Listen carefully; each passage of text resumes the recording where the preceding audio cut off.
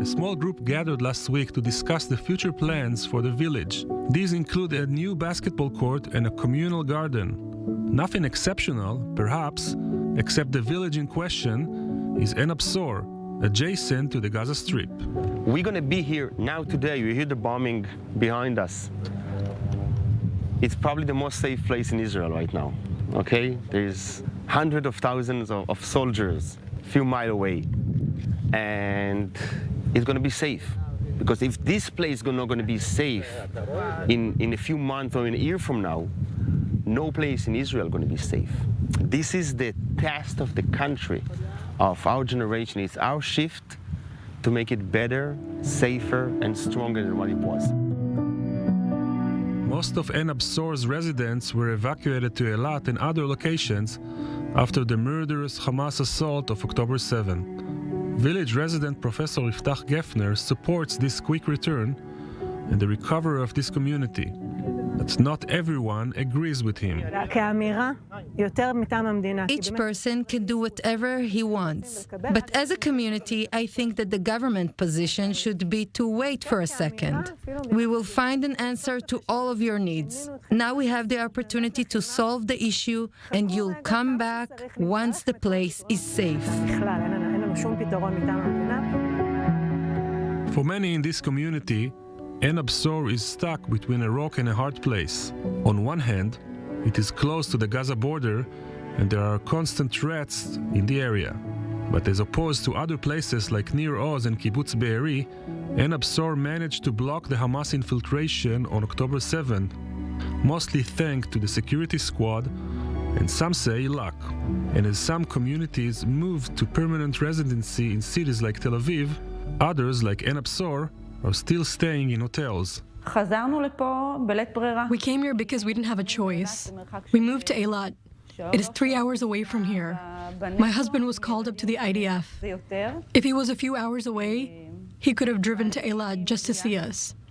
The distance and the time without him is very difficult for me and for the kids. We came back not to return here, but in order to see my husband and to move to our next home, which won't be in Eilat, but a place where we can meet my husband. This is where I'm heading towards. Nitzan Nachmani is one of the residents who oppose an immediate return to the area. She's worried about the effect on her children. They don't feel safe here. Every little noise makes them jump. They asked me to lock the doors and to cover the windows, just like on October 7th, when there was an infiltration threat to the village. When we drive in the car, my young child is hiding because he's afraid that a terrorist will see him and abduct him. It's sad. Moving in between different houses, Nitzan is trying to maintain a routine for her family. The kids haven't been in school for a long time now, so when we come here to visit, we practice math and Hebrew so they won't forget.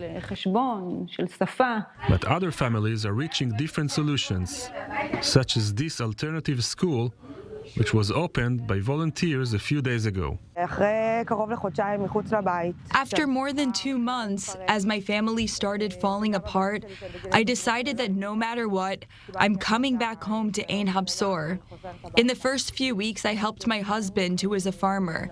His Thai workers left, and the situation was very bad. After a month, I understood that I need to take care of my kids.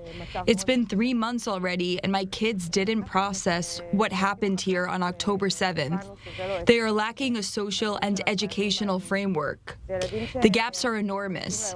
These kids aren't in school since June. Professor Gefner's son, Alon, says he's happy to return. You're not afraid from the war, from bombing, from... I'm a little bit afraid, but I'm trying to be positive. Ein Absor was established in 1982 by a group of Jewish settlers who were evacuated from the Yamit district in the Sinai Peninsula as part of the peace agreement between Israel and Egypt.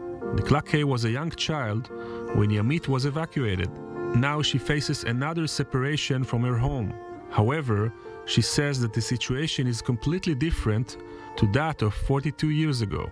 The feeling is very different. When we were evacuated from Sinai, at least from what I remember and from what I was told, the feeling was that the country was taking care of us and that it would help us rebuild our community. Today, no one tells you what will happen tomorrow. It's even difficult to join other communities. Caught between the basic need for security and safety and the traumatic memories of October 7, and on the other hand, the need for stability and a strong yearning for home, the people of Ein Habsor, like many other Israelis, are still waiting to decide on their next step, as the war in Gaza continues and a solution is yet not on the horizon.